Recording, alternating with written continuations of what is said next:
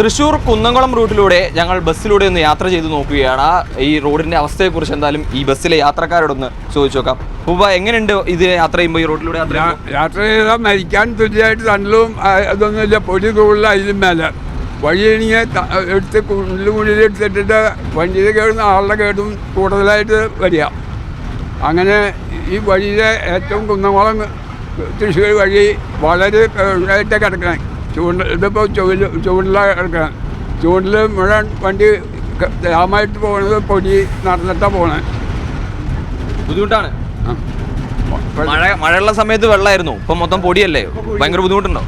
ബുദ്ധിമുട്ടുണ്ട്. കുഴി കാരണം ശരിക്കും ബസ്സിൽ ഇരിക്കാൻ തന്നെ പറ്റുന്നില്ല. പിന്നെ പൊടി ബുദ്ധിമുട്ടാണ്.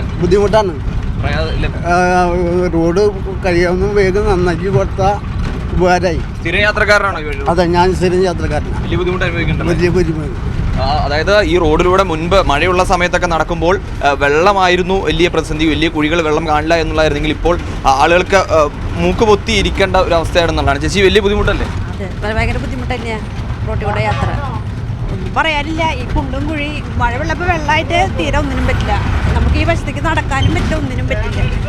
ഇപ്പോൾ കുണ്ടും കുഴിയാകുമ്പോൾ നമുക്ക് യാത്ര ചെയ്യാനും ഭയങ്കര ബുദ്ധിമുട്ട്. യാത്രക്കാർ അവരെ പ്രയാസങ്ങൾ പറഞ്ഞു. അതുപോലെ തന്നെയാണ് ബസ്സിലെ ജീവനക്കാരെന്ന് പറയുമ്പോൾ നിങ്ങൾ സ്ഥിരം യാത്ര, അവരെ ഒരു ദിവസം ഇടവിട്ടാണ് നിങ്ങൾ സ്ഥിരം യാത്ര ചെയ്യുന്നവർ. വൈകുന്നേരം നമുക്ക് ഒരു ദിവസം ഇതിൽ ജോലി ചെയ്താൽ കാലിന് മുട്ട് ഉറങ്ങണമെങ്കിൽ മറ്റേ കാലിനോട് ചവിട്ടി പിടിച്ചിട്ട് വേണം ഉറങ്ങണമെങ്കിൽ. അത്രയ്ക്കും വേദനയാണ്. ഞങ്ങളുടെ തൊഴിലാളികൾ ഒരു ദിവസം ഡ്രൈവർമാർ വൈകുന്നേരം ആക്കുന്നത് ദൈവത്തിൻ്റെ അനുഗ്രഹം കൊണ്ടാണെന്നാണ് എനിക്ക് പറയാനുള്ളത്. കാരണം അത്രയ്ക്കും ബുദ്ധിമുട്ടോടുകൂടിയാണ് ഡ്രൈവർമാർ ഈ റൂട്ടിലൂടെ സർവീസ് നടത്തുന്നത്. പൊടി എങ്ങനെയാണ്? പൊടി ഈ മഴ പോയപ്പോൾ മഴയത്ത് നിറച്ച് കുണ്ടും കുഴിയും വെള്ളം കുഴി കാണാണ്ട് ഓടിക്കാൻ പറ്റിയിരുന്നില്ല.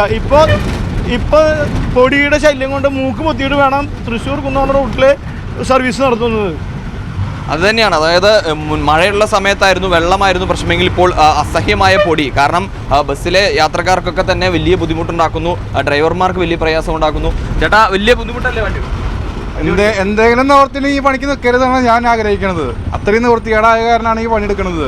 എന്താ വെച്ചാൽ ഈ റോഡിൻ്റെ അവസ്ഥ അറിയാം, സമയത്തിന് വണ്ടി എത്തണേൻ്റെതായ ബുദ്ധിമുട്ടുകൾ അറിയാം, പിന്നിലത്തെ വണ്ടിക്കാരുടെ ബുദ്ധിമുട്ട് അറിയാം.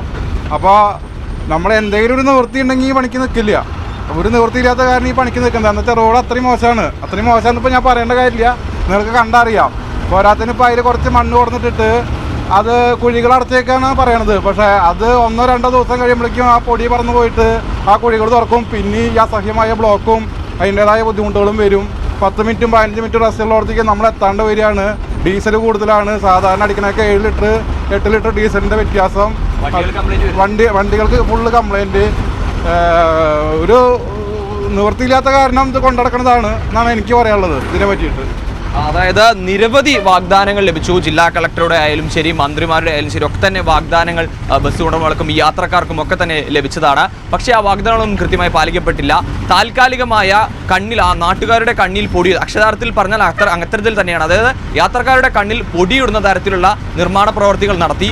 അത് വീണ്ടും, അതായത് മഴക്കാലമായിരുന്നപ്പോൾ വെള്ളത്തിൽ വീഴുക മാത്രമായിരുന്നു. ഇപ്പോൾ ഈ പൊടിയൊക്കെ ഉള്ളിലേക്ക് കയറിപ്പോയി വലിയ രീതിയിൽ അസുഖങ്ങൾ, അതായത് ശാരീരിക ബുദ്ധിമുട്ടുകൾ അടക്കം വരുന്ന രീതിയിലേക്കുള്ള നിർമ്മാണ പ്രവർത്തികൾ നടത്തി ജനങ്ങളെ കൂടുതൽ ബുദ്ധിമുട്ടിലാക്കുകയാണ് ഈ തൃശ്ശൂർ കുന്നംകുളം റോഡിലൂടെ ഈ കേച്ചേരി ഭാഗത്തൂടെ യാത്ര ചെയ്യുമ്പോൾ ഉണ്ടാവുന്നത് എന്നാണ് നമുക്ക് ഇതിൽ ബസ്സിൽ യാത്ര ചെയ്യുമ്പോഴും അവിടെ ദൃശ്യങ്ങളിൽ കാണുമ്പോഴും നമുക്ക് മനസ്സിലാക്കാൻ സാധിക്കുന്നത്. ബേസിൽ ജോർജിനൊപ്പം കെ അഖിൽ, മീഡിയ 1, തൃശ്ശൂർ.